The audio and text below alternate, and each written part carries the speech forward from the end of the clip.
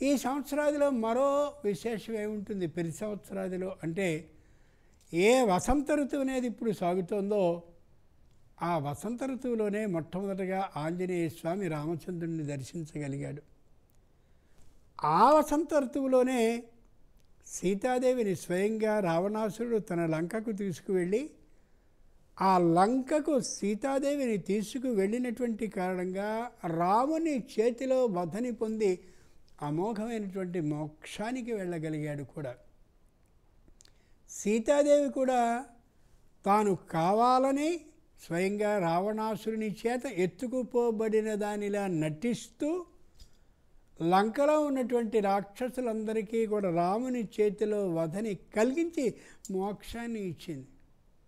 ఇది అసత్యమైనటువంటిది ఏం కాదు.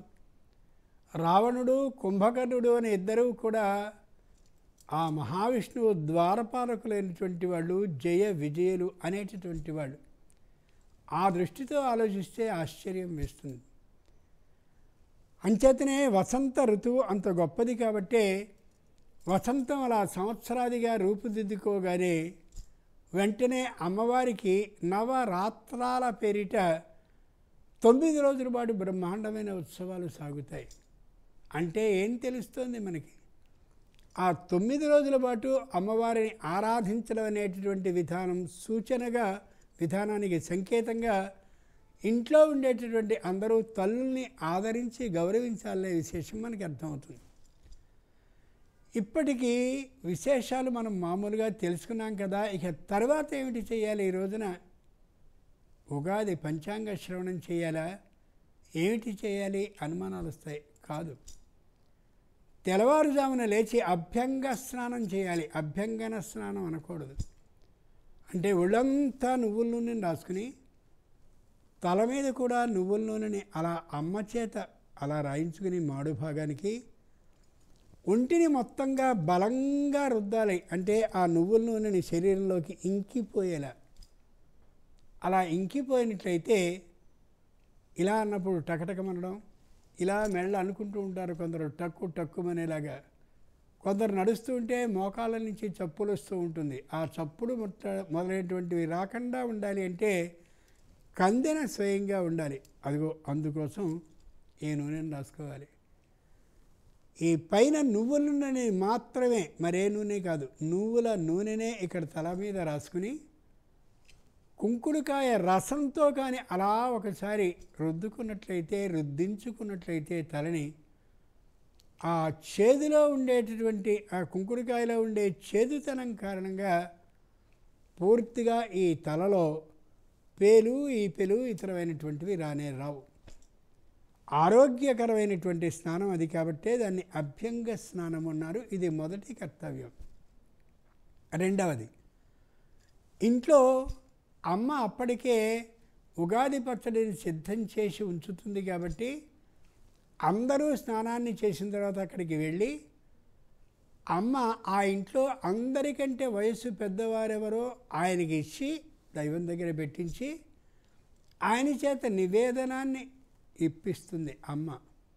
ఇచ్చిన తర్వాత ఇంటికి గృహిణి ఆవిడ కదా, ఆవిడే అందరికీ కొద్ది కొద్దిగా చొప్పున ఉగాది పచ్చడిని ఇచ్చి తీరాలి. ఆ ఇంటికి ఉండేటటువంటి గౌరవం అంతా గృహిణీదే. గృహిణీ గృహముచ్యతే. గృహిణే నిజానికి గృహము అంటే ఆవిడిచ్చినటువంటి పచ్చడిని భక్తి శ్రద్ధలతో స్వీకరించాలి. ఆ ఇంట్లో అందరికీ పెద్ద అయినటువంటి వాడు, అందరికీ పెద్ద అయినటువంటి దైవానికి నైవేద్యాన్ని చేసి అమ్మ ద్వారా ఇప్పించారు కాబట్టి అప్పుడు నాన్నకి అమ్మకి పాదాభివందనాన్ని చేస్తే ఆ నాన్న అమ్మ స్వయంగా కొత్త బట్టలు ఇస్తే వాటిని పాదాభివందనాన్ని చేసి పిల్లలందరూ తీసుకోవాలి. అక్షతలని వేస్తారు ఆశీర్వదిస్తూ. ఆ అక్షతల్ని ఆశీర్వచనపూర్వకంగా తీసుకుని కొత్త బట్టల్ని కట్టుకుని మళ్ళీ తల్లిదండ్రులకు ఒకసారి పాదాభివందనాన్ని చేసి అందరూ కలిసి గుడికి వెళ్ళాలి. గుడికి వెళితే గుడి దగ్గర గో పూజ జరుగుతూ ఉంటుంది. ఆవుకి మొత్తం ఆ దేవుడు ఎవరైతే దేవాలయంలో ఉన్నాడో అలాంటి దేవతలందరూ కూడా ఈ ఆవు యొక్క బొజ్జలో ఉన్నారు కాబట్టి వెళ్ళేటప్పుడే గోవుకి ఇష్టమైనటువంటి ఎండుగడ్డిని కానీ పచ్చిగడ్డిని కానీ అక్కడ సిద్ధం చేయవలసిందని చెప్పి ఆవుకి మేతని పెట్టి అప్పుడు దైవ దర్శనాన్ని చేసి గోత్ర క్రమాన్ని చెప్పుకొని పూజని చేయించుకోవాలి. ఇదంతా ఈ రోజున చేయవలసినటువంటి కర్తవ్యం. కేవలం వాటికి మాత్రమే పూజ చేయడం కాకుండా చీమలకి బెల్లపు పొడిని, అలాగే కాకులకి చక్కనైనటువంటి వరి గింజలని, పిచ్చుకలకి కూడా ధాన్యాన్ని, ఇంకా ఏ ఏ ప్రాణులకి ఏ ఏ విధమైన ఆహారాన్ని ఇయ్యవలసి ఉంటుందో, ఇయ్యగలిగిన శక్తి ఉందో అలా సమర్పించుకోవాలి. ఎందుకని? భగవంతునికి 84 లక్షల జీవరాశులు సంతానం. అంచేత ఒక్క మనుషులు మాత్రమే ఆనందిస్తున్నారు అని అనుకుంటే భగవంతుడు ఆనందపడడు. ఆయనకున్న సంతానం మొత్తం ఆదరింపబడ్డప్పుడు, ఆయనకున్న సంతానం మొత్తం ఆహారాన్ని కడుపు నిండుగా ఈ రోజున తినగలిగినప్పుడు ఆయన ఆనందపడి మనకి ఆశీర్వచనాన్ని ఇస్తాడు. అంచేత ప్రజాభ్య, ప్రాణంతో ఉన్నటువంటి అన్నిటికీ కూడా అందరికీ కూడా ఆహారాన్ని ఇవ్వాలి. అంచేతనే పెద్దలైనటువంటి వారు మొక్కలకి నీళ్ళని కూడా ఈ రోజున ప్రత్యేకమైన శ్రద్ధతో ఇస్తారు. అలా ఇస్తే చాలా సంతోషంగా మొక్కలు కూడా స్వీకరిస్తాయి.